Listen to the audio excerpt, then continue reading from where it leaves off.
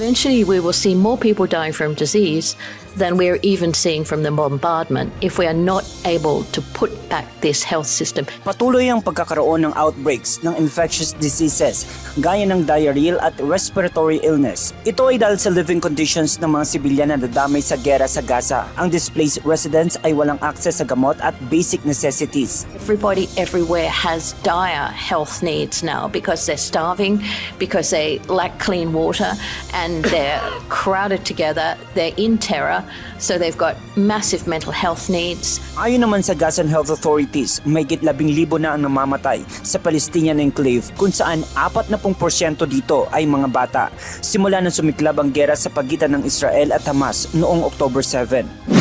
Samantala, sa isang joint statement, ikinatuwa ng G7 foreign ministers ang pansamantalang tigil putukan sa Gaza at sinuportahan ng muling pagpapalawig nito upang mapabilis ang pagpapadala ng tulong sa mga nangangailangan at maisaayos ang pagpapalabas ng mga biniyag sa Gaza.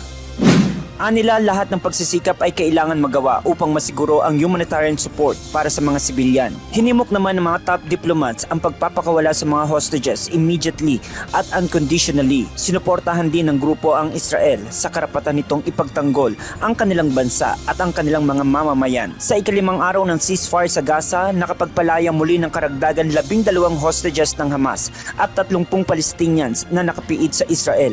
Sa kabuuan, 81 na nabihag ng Hamas ang nakabalik sa Israel at 180 Palestinians na ang nakalabas sa kulungan. Rajan Bolivar, UNTV News and Rescue. Diyos ang aming sandigan, serbisyo publiko ang aming pinahahalagahan.